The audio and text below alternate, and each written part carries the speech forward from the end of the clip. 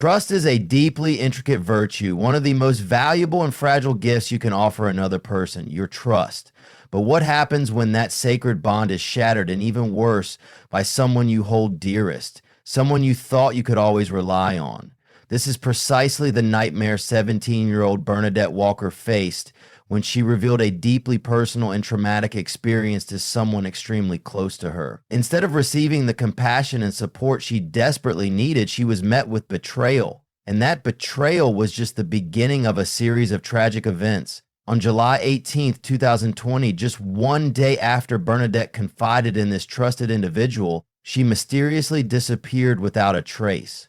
What followed was a chilling tale that forces us to question the very foundation of trust and loyalty. The story of Bernadette Walker is not only haunting, but also raises a terrifying question. How do you know who to truly trust? Because in Bernadette's case, the very people she turned to for protection and help, the people who should have had her back, were the ones who turned against her in the most unimaginable way. Welcome to True Crime Syndicate. If this is your first time here, I'm your host. I delve deep into gripping true crime cases multiple times a week. If you're as fascinated by these stories as I am, make sure to hit that subscribe button. It's completely free and ensures you'll never miss out on my latest investigations.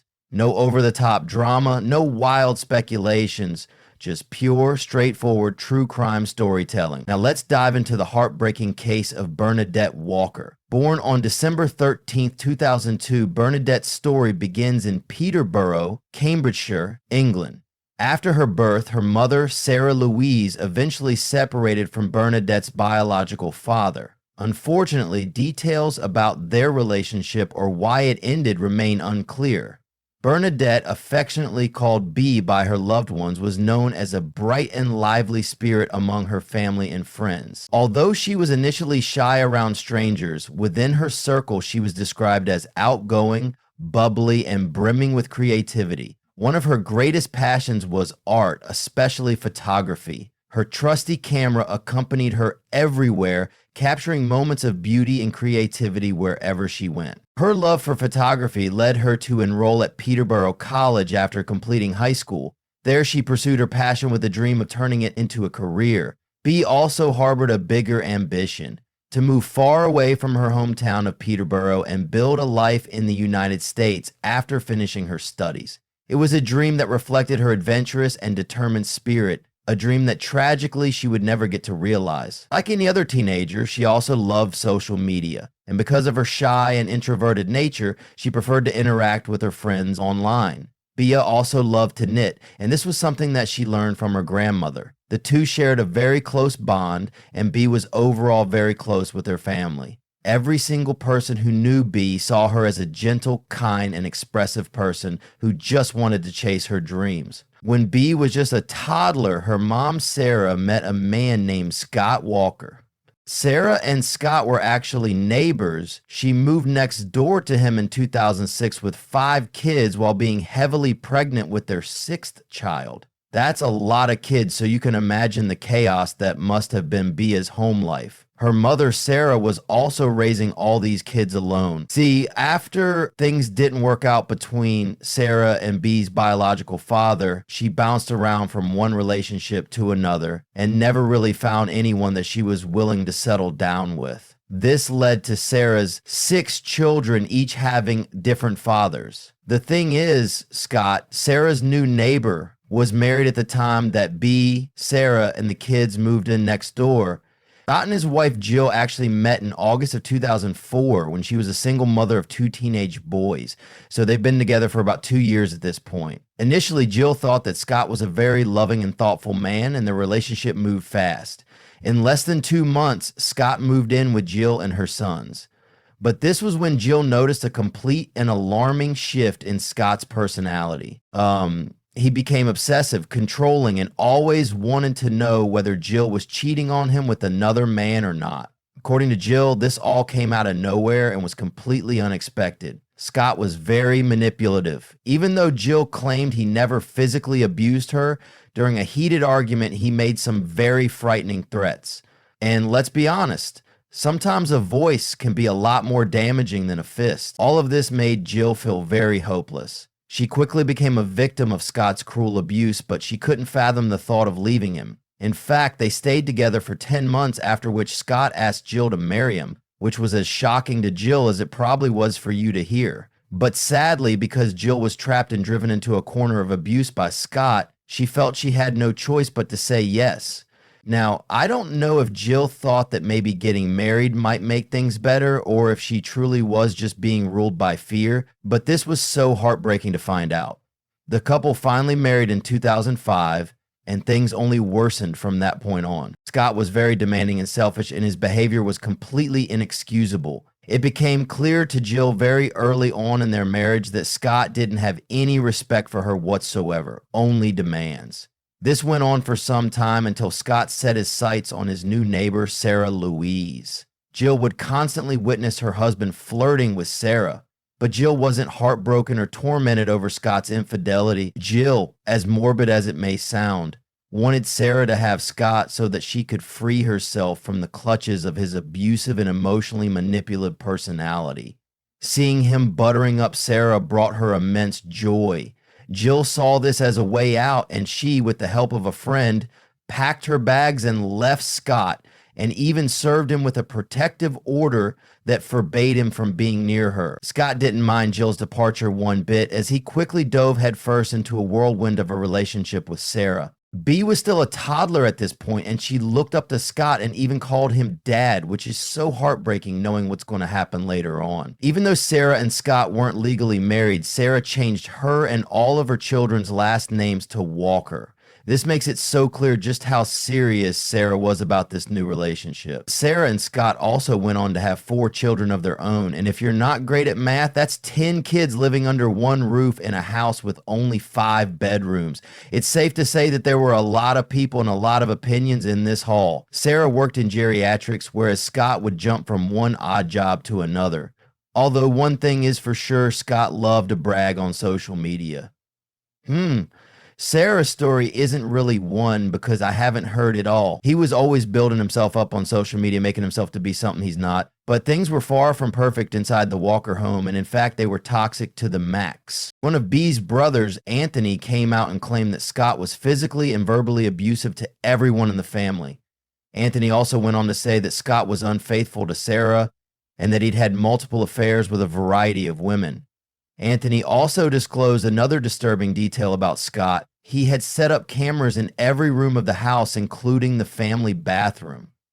Let that sink in just a bit. There are 10 children in the house, and Scott has cameras in the bathroom. In Scott's defense, the cameras were allegedly for catching Bea red-handed as she apparently hid candy wrappers and toilet paper rolls. But I can't help but think that things are about to get a lot worse. It was July of 2020, and things in the Walker household weren't getting any better. Scott was now 50 years old, Sarah was 37, having just given birth to a baby girl in June, and by now Bea was 17 years old. Sarah, finally fed up with Scott's manipulation and behavior, was also ready for some change.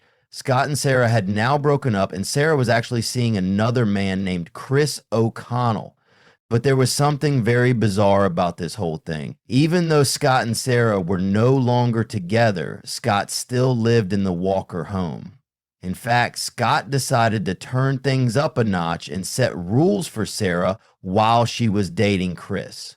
This man, I don't even have words, but according to Scott, Sarah was only allowed to stay over at Chris's house 2 days a week. Also, Chris was never allowed to stay over at the Walker house. Now that rule, I get that one. It's Scott's house too, at least I think. But to tell someone who isn't your wife, who isn't your partner, she's literally nothing but a roommate to you at this point, when she can and can't see her boyfriend, that's just beyond the realm of understanding. Well, fast forward to July 17th of 2020 at around 10 p.m., Scott drove Bea to his parents' house in Warrington. So Bea was wearing all black clothes with a blue denim jacket and black thick-framed glasses.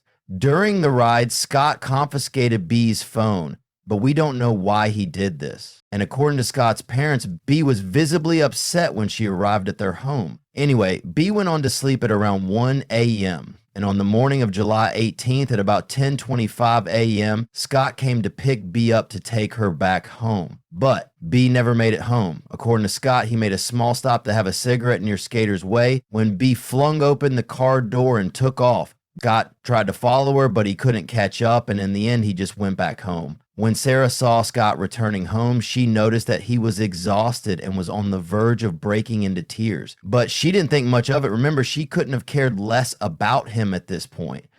But what was alarming about all of this was that Sarah, B's own mother, didn't report her daughter missing until 3 days later, even though she noticed that she hadn't come home with Scott almost immediately. This is not normal behavior coming from a mother. So when you factor that all of our kids were from this woman, when a child goes missing, the parents, especially mothers, report it to the police right away. What took Sarah so long in reporting her own daughter missing, and what happened during those 3 days? Well, a lot of things happened, and we're about to find out that B was truly helpless. No one was there for her, not even her own mother. In the years that have passed since this case unfolded, some pretty haunting details have emerged. B was very clearly suffering. Not only was she raised in a household with a violent father, but her mother was also all but absent from her life. We don't know if this was simply by choice or because she was trying to raise 10 children, but either way, it is inexcusable. B was suffering from the unimaginable, and infuriatingly, the main perpetrator was someone she called Dad. Turns out behind Sarah's back, B was being taken advantage of by Scott in a nightmare that spanned nearly 7 years. But sadly, that wasn't all. B thought that she could turn to her other parent, her own mother, for security and comfort, but B was proven wrong again. When she came clean with her mother about what Scott had been doing to her, her mother didn't believe her. She called her own daughter a liar. Mind you, this is coming from a man who openly abused his family, openly was having an affair with multiple other women, and he was even openly abusive to his previous family. But you don't believe he has it in him to take advantage of a young girl? Now, I try my best to maintain composure when presenting these cases, but what a freaking moron. What a disgrace and a wholehearted waste of breath. When you become a parent, your whole world changes. Your whole job on this planet is to take care of your children. Always love them, always believe them, always protect them. But this disgusting excuse of a man-eater chose to do nothing. If all this wasn't bad enough, B's mother ended their conversation by telling B she would literally kill her if she ever told anyone else about this. It is so nauseating that Sarah would rather stand up for a narcissistic, abusive man whom she had plans of leaving anyway instead of her own daughter. What a wasted parenthood. But things didn't end there. As soon as Sarah made the call to report her daughter missing, 3 days after B apparently ran away, the operator was asked some basic questions whose answers were already very suspicious. Apparently, Sarah had received a text from B saying that she was staying with her ex-boyfriend Luke after she had run away. But the operator was baffled that Sarah or Scott hadn't gotten in contact with or even visited Luke in order to see B. The operator immediately knew something was fishy. Regardless, the detectives began searching for B in neighboring areas. Police conducted searches in Gunthorpe, Newborough, and other parts of Peterborough and Cambridgeshire. But sadly, there was no sign of B. Another thing that investigators did that eventually pulled the curtain off the ruse Scott and Sarah were pulling was checking their phones. And boy, did they find a lot of strange things. First, Scott's phone activity was very weird and all over the place. On July 18th, he had turned his phone off after he picked up B from his parents' house. And this was at about 11:23 a.m. to 12:54 p.m. And cell phone activity also showed him as well as Sarah going to a specific place multiple times after B was reported missing. It was a lock-up garage owned by his parents in Walton. Alarmingly, Scott also made a stop there the day that he was supposed to take B back home from his parents' house. The detectives immediately went out to search this lock-up garage, and even though they didn't find B, they did find something of hers, a backpack. This backpack was immediately taken in as evidence. And what officers found inside gave them an idea of how much trouble B was in. See, B always kept a diary and wrote in it ever since she was young, but there was one journal entry that shocked the police. And it said, quote, "Told my mom about my dad and the abuse. She called me a liar and threatened to kill me if I told the police. What kind of parent wouldn't believe their daughter?" It's so heartbreaking to see B's sadness emanating from these words in her diary. She truly believed that Sarah would be on her side, but she was proven detrimentally wrong. But the detectives weren't done looking. They also decided to reach out to B's friends and ask about Scott's abuse, and most of them came forward with more details. According to one of B's friends, Warren Naylor, B had confided in him about Scott taking advantage of her, but Warren later pointed out that on July 19th, a day after B had apparently run away, he received a message from her on Instagram which said that she had lied about the abuse. But remember, Scott had confiscated B's phone on the route to his parents' house. B didn't have access to her phone, so how could she text her friends or even her mom, Sarah, about staying over at Luke's? Well, this was another point where the case took an unbelievable turn. Investigators, after some digging, found out that the messages being sent to Sarah and B's friends were from B's phone, but she obviously wasn't the sender. It was actually Sarah, her own mother. It was speculated that Scott, after learning that B had told her mother about the disgusting actions he'd been taking part in, lost his temper and attacked B and ended her life on the way back to her home from his parents' house. Scott didn't want his dirty laundry to be aired out and get him kicked out of the home, so he decided to take B out of the picture. But that wasn't all. Remember that Scott's phone was turned off for quite some time? Well, it's alleged that Scott took B's life during this time, a period of about 91 minutes, and disposed of her body somewhere miles away from home. Afterwards, the first call that he made was to Sarah. Even though no one knows what was said in that call, it was 9 minutes long, and the police speculated that it was them discussing their plan to cover up B's murder. It's so heartless and unimaginable. But the thing is, Scott's actions were heinous, no matter how you look at it. But what about Sarah? Didn't she feel even an ounce of guilt discussing a cover-up for her own daughter's murder over the phone with the very person who so viciously took her life? It's so chilling to think that Sarah went along with the whole plan of sending messages from B's phone to make it look like she was in contact with her friends and family. But in reality, it was actually Scott and Sarah's own doing. This proves just how little B's own mother actually cared for her, which is nearly impossible to understand. With all of this evidence, along with statements from B's friends and brother Anthony about Scott's abuse and him recording everyone in the house, both Scott and Sarah were arrested on September 14th, 2020, on charges of murder and perverting the course of justice. The detectives were still looking for B's body, but sadly, they've been unsuccessful, and to this day, B has never been found. Something definitely happened to B, but if there wasn't a body, then how could a murder trial be successful? Well, the evidence against Scott and Sarah was just too damning, and coupled with the terrible abuse that B was enduring, there was a very clear motive for Scott. The trial mainly consisted of statements from B's friends about Scott taking advantage of her, even though Scott had the audacity to deny everything. When asked about the hidden cameras in the house and in the bathroom, Scott shockingly stood by his baseless stance of catching B in the act of hiding candy in the bathroom.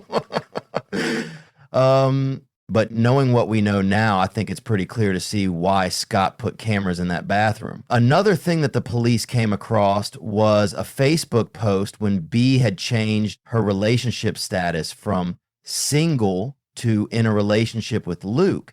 Now, there was nothing wrong with the post itself, but there was a very weird comment left under it. This makes me want to throw up even repeating the words, but Scott left a comment under the relationship status saying, quote, Any boy who kisses you better have the image of me in your head. He even included a black and white picture of himself attached to the comment. Even after this revelation, Scott continued to deny everything and still maintained that B simply ran away from the car on their way home. Sarah, on the other hand, was a bit more cooperative during the investigation, and she did admit to sending out texts from B's phone pretending to be her, but obviously that plan failed pretty quickly because the texts didn't sound like B at all. They lacked her personality, and also the U-turn that B made about lying about Scott taking advantage of her was so bizarre. Anyone who read it knew that the texts weren't from B. Top this with the 3-day wait before officially reporting B missing, and so many holes in their stories just don't add up. Even without being able to prove that Scott took B's life, and without ever finding B's body, the jury finally reached a verdict. In 2021, almost a year after B went missing, the Cambridge Crown Court found Scott Walker guilty of murder, and he was sentenced to life in prison. Another factor that was included in Scott's sentence was his uncooperativeness in disclosing information about B's body. Due to this, the prisoner's disclosure of information about Victims Act of 2020, better known as Helen's Law, was passed in November of 2020, and it was applicable in Scott's case. Helen's Law basically forbids criminals from getting released on bail if they don't disclose information about where they disposed of a victim's body. When Scott's trial and sentencing was over, all that was left was Sarah. She was also tried in court, but there wasn't enough evidence to charge her for B's murder. It was unclear if she had known about Scott's terrible plan before it was carried out, but she was found guilty on the count of perverting the course of justice, similar to Scott, and she was sentenced to 6 years in prison. Sadly, more than 3 years later, Bernadette's body has still not been found, and no one besides Scott knows what happened to her. The police searched and combed through different areas and even employed the use of drones, searching equipment, and canine units, but tragically, nothing came up. The detective on B's case, Detective Justine Jenkins, said, quote, "We may never know the truth about what Scott did and why, but we do know Bernadette had made allegations of abuse against him. B's brother, Anthony, fought till the end to find answers about why his sister's life was taken so suddenly and so barbarically. He's still hopeful that the detectives will be able to locate B so that he can get a proper goodbye. But on December 22nd, 2023, the air around HM Prison in Full Sutton felt strangely cleaner than usual. Just a few weeks earlier, the victim had passed away from a stroke of pancreatic cancer. Turns out that's because there was one less scumbag grieving it, as Scott passed away that day at the age of 53. The only unfortunate thing about his passing is that this officially means there's zero chance of investigators learning where B's remains were hidden. Why Scott didn't disclose information on where B's body was is still unclear. It may be that he still wanted some kind of control over B's grieving siblings, and he wanted to get the last word in. I genuinely have a hard time wrapping my head around just how horrible, how awful, and how gross this disgusting man was. I mean, you already lost. You already got caught, you got charged, you got convicted. Just give it up and tell your family where B is. It's very clear at this point, Scott was only withholding the information because he knew how much it would hurt B's siblings. B was a gifted photographer who tried her best to see the good in everyone, even to the person who practically ruined and then ended her life. She still respected him as a father. This is one of those cases that just sucks. I just wish there was something we could do. Sarah is due to be released from prison in 2027, and who knows how this will pan out for the other 9 people she gave birth to. I hope with everything I have that this awful woman was able to turn her life around while behind bars, but I've just got to be honest this time. I don't think there's any coming back from the awful person that she was and probably still is.